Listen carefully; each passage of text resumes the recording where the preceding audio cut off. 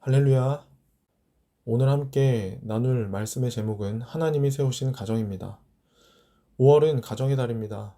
가정의 달을 맞이해서 여러분들이 속해 있는 가정에 기쁨과 감사와 축하가 넘쳤으리라 생각됩니다. 여러분들의 모든 가정에 삼위일체 하나님의 충만한 은혜와 복이 날마다 함께하기를 축원합니다.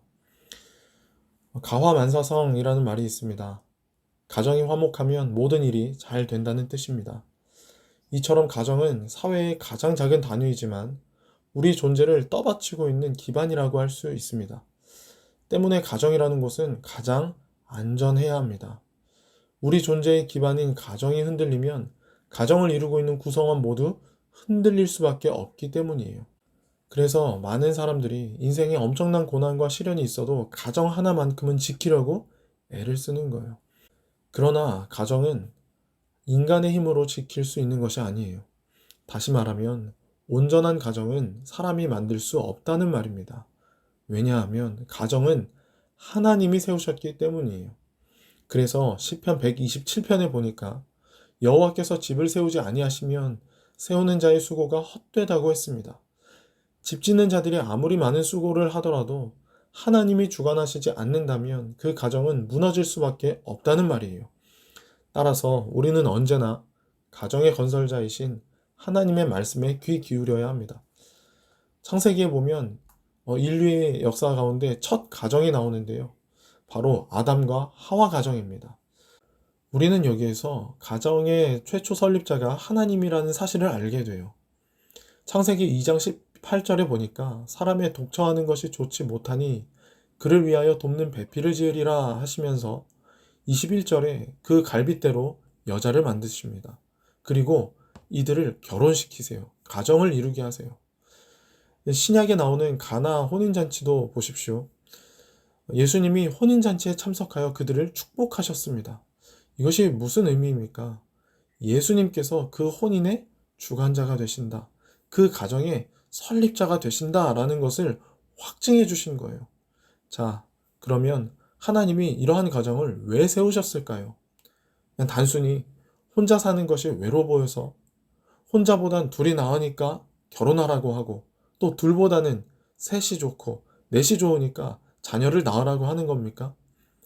그런데 요즘에는 트렌드가 반대가 되었다고 해요. 그러니까 셋보다는 둘이 낫다고 자녀를 낳지를 않아요. 또 둘보다는 하나가 편하니까 이제는 결혼도 안 한대요. 그래요. 그렇습니다. 편의로만 생각하면 결혼은 안 하는 게 맞아요.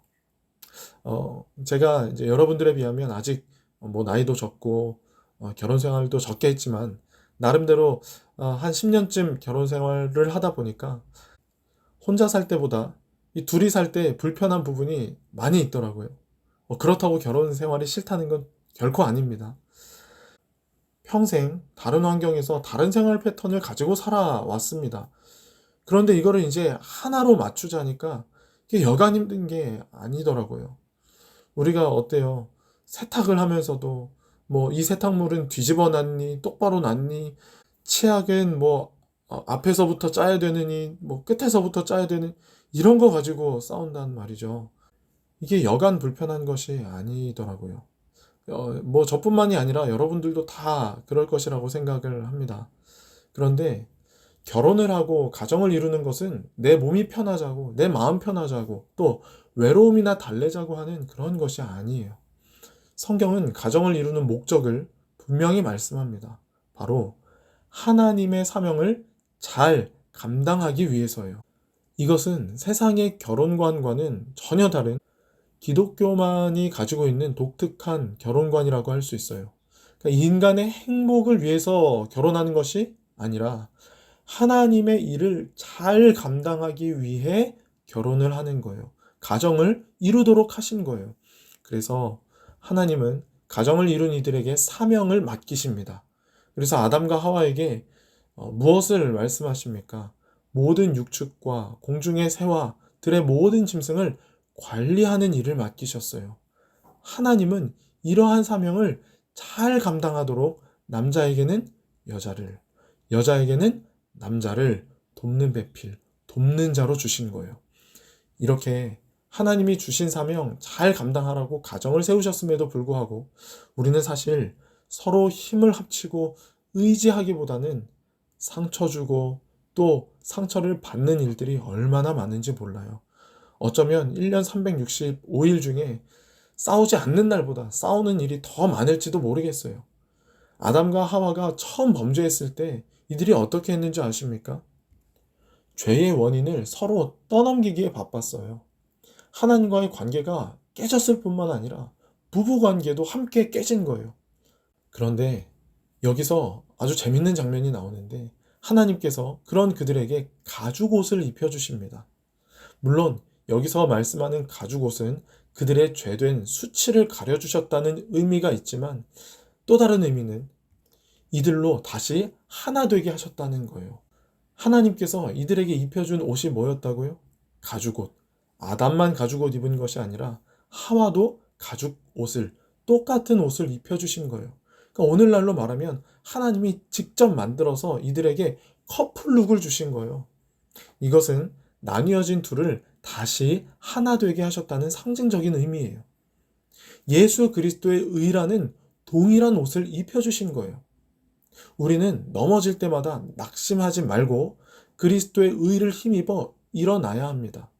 그리고 주님이 우리에게 그러하셨듯이 끊임없이 서로를 용서해 주어야 돼요. 부부 사이뿐입니까? 자녀들도 이 의의 옷을 함께 입고 하나가 되는 거예요. 서로가 입은 그 그리스도의 의의 옷을 보면서 우리가 그리스도의 은혜를 입고 사는 한 가족이구나 생각하게 되는 것이죠. 그렇게 서로를 끊임없이 용납하면서 그리스도와 교회를 위해 사는 거예요. 예수님이 여러분을 용서해 주신 것처럼 원수 같은 저 남편과 아내도 용서해 주셨음을 믿고 서로를 용납해야 하는 것이에요. 성령께서 하나님의 사랑으로 여러분의 가정을 회복시켜 주실 것임을 믿고 그렇게 나아가는 것입니다. 마지막으로 자녀들도 마찬가지입니다. 여러분, 자녀 또한 누가 주셨습니까? 하나님이 주셨습니다. 사실 더 정확하게 말하면 하나님께서 맡기신 것이에요. 왜냐하면 자녀는 근본 우리의 소유가 아니라 하나님의 소유였기 때문입니다. 창세 전부터 그 자녀 또한 하나님의 소유였다고요. 그런데 그 하나님이 우리에게 맡기셨어요. 왜 맡기셨을까요?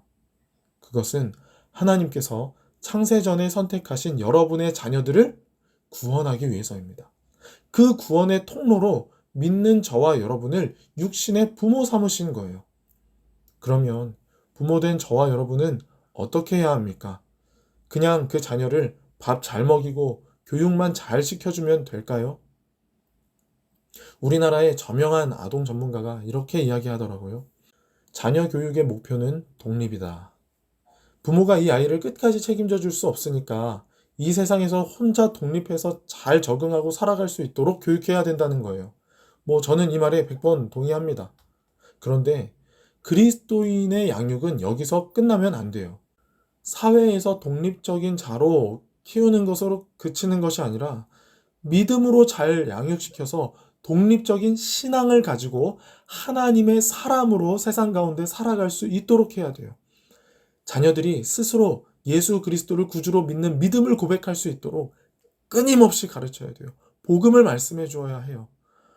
여러분들이 먼 훗날 자녀들 곁에 없을 때에도 그들이 예수 그리스도를 믿는 믿음 안에서 잘 살아갈 수 있도록 교육하는 것이 육신된 부모의 사명입니다. 우리 교회에 어린 아이를 둔 부모님들이 많이 계시는데요. 여러분들이 주일 아침에 아이들 데리고 교회당에 나오는 것이 얼마나 힘든지 알고 있어요. 왜냐하면 저도 매주 경험하는 것이거든요. 아침에 일어나서 아이들 씻겨야 되죠. 밥도 먹여야 되죠. 옷도 입혀야 돼요.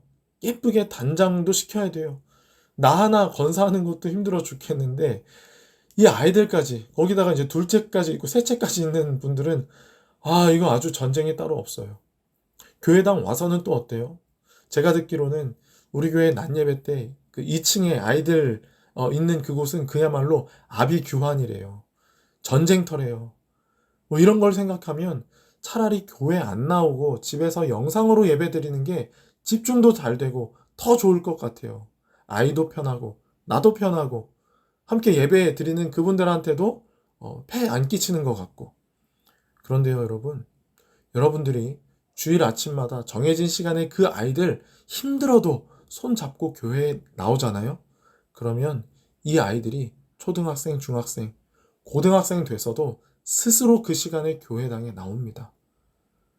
정신없는 와중에도 부모가 하나님의 말씀에 귀 기울일 때 아이들이 그 모습을 보고, 아, 하나님의 말씀은 저렇게 듣는 것이구나.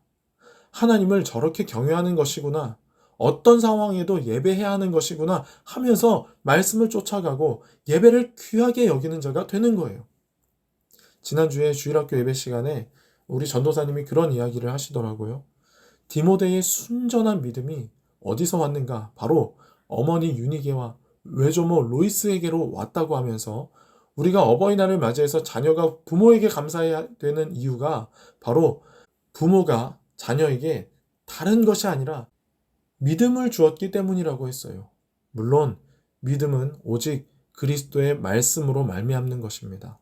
그러나 그 그리스도의 말씀이 그들에게 심겨지기까지 노력하고 애쓰는 그 부모의 헌신이 있었다는 것이에요.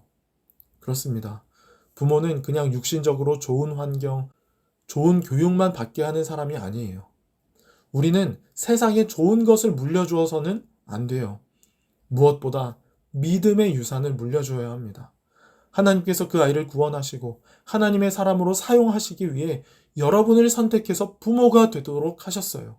이 사실을 잊지 말고 맡겨진 사명, 하나님의 사람으로 잘 아이를 양육시키는 그러한 부모가 되시기를 축복합니다. 말씀을 마치겠습니다. 사랑하는 여러분, 모든 가정은 하나님이 세우셨습니다. 여러분의 가정을 경영하고 인도하는 것은 여러분이 아니라 바로 그 가정의 설립자이신 예수 그리스도이십니다. 이 사실을 늘 기억하셔서 그리스도의 의를 힘입어 서로를 용납하고 오직 믿음 안에서 가정을 세워나가실 수 있는 저와 여러분 되시기를 주님의 이름으로 축원합니다.